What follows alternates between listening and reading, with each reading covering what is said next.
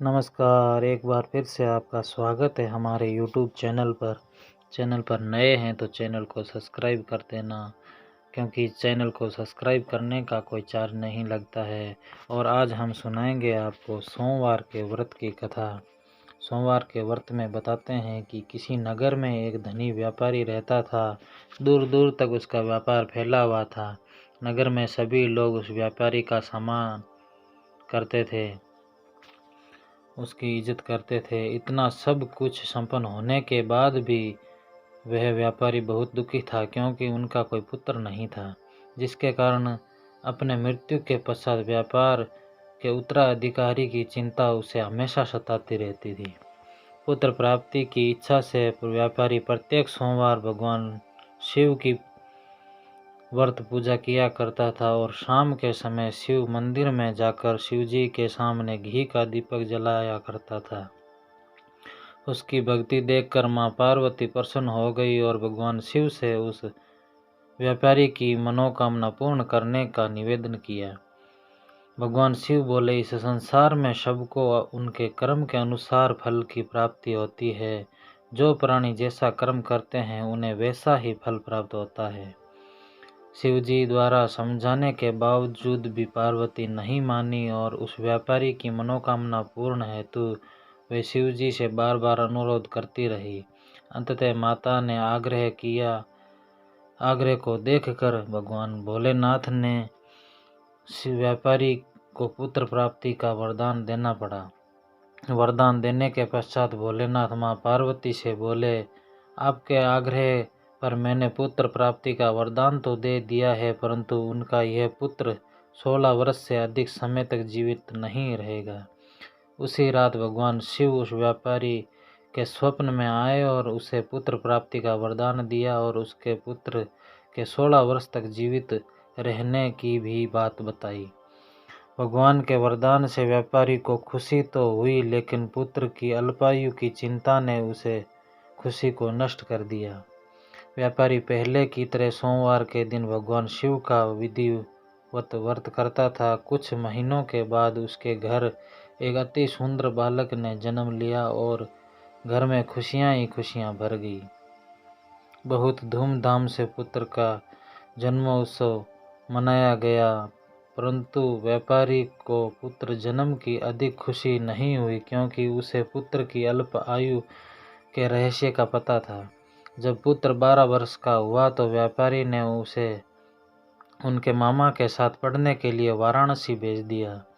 लड़का अपने मामा के साथ शिक्षा हेतु चल दिया। रास्ते में जहाँ भी मामा भांजा विश्राम हेतु रुकते, वहीं यज्ञ करते और ब्राह्मणों को भोजन कराते। लंबी यात्रा के बाद मामा भांजा एक नगर में पहुँचे। उस दिन उस नगर के राजा की कन्या का विवाह था, जिस कारण पूरे नगर को सजाया गया। निश्चित समय पर बारात आ गई, लेकिन वर का पिता अपने बेटे के एक आंख से काने होने के कारण बहुत चिंतित था। उसे भय था कि उस बात का पता चलने पर कहीं राजा विवाह से इनकार न कर दे, इससे उसकी बदनामी भी होगी। जब वर के पिता ने व्यापारी के पुत्र को देखा तो उसके मस्तिष्क में एक विचार आया। उसने सोचा, क्यों न इस लड़के को दूल्हा बनाकर राजकुमारी से विवाह करा दूं। विवाह के बाद उसको धन देकर विदा कर दूंगा और राजकुमारी को अपने नगर ले जाऊंगा। व्यापारी वर के पिता ने लड़के के मामा से इस संबंध में बात की।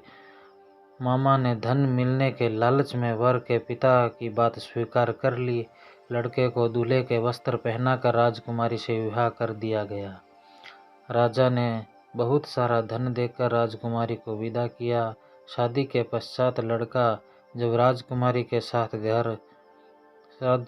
साथ लौट रहा था तो उस सच नहीं छिपा सका और उसने राजकुमारी के ओढ़नी पर लिख दिया, राजकुमारी, तुम्हारा विवाह मेरे साथ हुआ है। मैं तो वाराणसी पढ़ने के लिए जा रहा हूँ और अब तुम्हें जिस नवयुवक की पत्नी बनाना पड़ेगा वह काणा है। जब राजकुमारी ने अपनी ओढ़नी पर लिखा हुआ पढ़ा तो उसने काने लड़के के साथ जाने से इनकार कर दिया। राजा को जब ये सब बातें पता लगी तो उसने राजकुमारी को महल में ही रख लिया। उधर लड़का अपने मामा के साथ वाराणसी पहुंच गया और गुरुकुल में पढ़ना शुरू कर दिया। जब उसकी आयु 16 वर्ष की हुई तो उसने यज्ञ किया। यज्ञ के समाप्ति पर ब्राह्मणों को भोजन कराया और खूब अन्न वस्त्र दान किए। रात को वह अपने शयन कक्ष में सो गया। शिव के वरदान के अनुसार शयनावस्था में ही उनके प्राण पखेरु उड़ गए।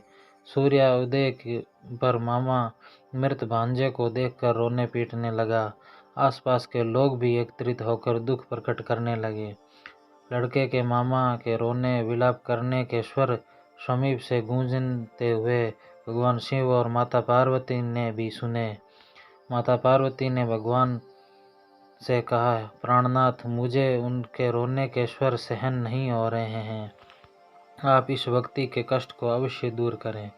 भगवान शिव ने माता पार्वती के साथ अदृश्य रूप में समीप जाकर देखा तो भोलेनाथ माता पार्वती से बोले, यह तो उसी व्यापारी का पुत्र है जिसे मैंने 16 वर्ष की आयु का वरदान दिया था। इसकी आयु पूरी हो गई है। माँ पार्वती ने फिर भगवान शिव से निवेदन कर उस बालक को जीवन देने का आग्रह किया। माता पार्वती के आग्रह पर भगवान शिव ने उस लड़के को जीवित होने का वरदान दिया और कुछ ही पल में वह जीवित होकर उठ बैठा। शिक्षा समाप्ति करके लड़का मामा के साथ अपने नगर की ओर चल दिया। दोनों चलते हुए उसी नगर में पहुंचे जहां उसका विवाह हुआ था। उस नगर में भी यज्ञ के आयोजन किया। समीप से गुजरते हुए नगर के राजा ने यज्ञ का आयोजन देखा तो उसने तुरंत ही लड़के और उनके मामा को पहचान लिया। यज्ञ के समाप्त होने पर राजा मामा और लड़के को महल में ले गया और कुछ दिन उन्हें महल में रखकर बहुत सारा धन वस्त्र आदि देकर राजकुमारी के साथ विदा कर दिया। इधर भूखे प्यासे रहकर व्यापारी और उसकी पत्नी बेटे की प्रतीक्षा कर रहे थे। उन्हें प्रतिज्ञा कर रखी थी कि यदि उन्हें अपने बेटे की मृत्यु का समाचार मिला तो दोनों अपने प्राण त्याग देंगे। परंतु जैसे ही उसने बेटे के जीवित वापस लौटने का समाचार सुना तो वह बहुत प्रसन्न हुआ। वह अपनी पत्नी और मित्रों के साथ नगर के द्वार पर पहुंच गया। अपने बेटे के विवाह का समाचार सुनकर पुत्रवधू राजकुमारी को देखकर उसकी खुशी का ठिकाना न रहा। उसी रात भगवान शिव ने व्यापारी के स्वप्न में आकर कहा, हे श्रेष्ठी, मैंने तेरे सोमवार के व्रत करने और व्रत कथा सुनने से प्रसन्न होकर तेरे पुत्र को लंबी आयु का वरदान दिया है। पुत्र की लंबी आयु जानकर व्यापारी बहुत प्रसन्न हुआ। शिव भक्त होने और सोमवार का व्रत करने से व्यापारी की सभी मनोकामनाएं पूर्ण हुई। इसी प्रकार जो भक्त सोमवार का विधिवत व्रत करते हैं उन्हें और व्रत कथा सुनते हैं, उनकी सभी इच्छाएं पूरी होती है। श्री शिव शंकर भोलेनाथ की जय, शंकर भगवान की जय हो। कथा आपको पसंद आई हो तो हमारे चैनल को लाइक, शेयर और सब्सक्राइब करना बिल्कुल ना भूलें और भोलेनाथ का एक छोटा सा कमेंट कर देना। जय श्री शिव शंकर भगवान की, जय श्री सोमवार की कथा की।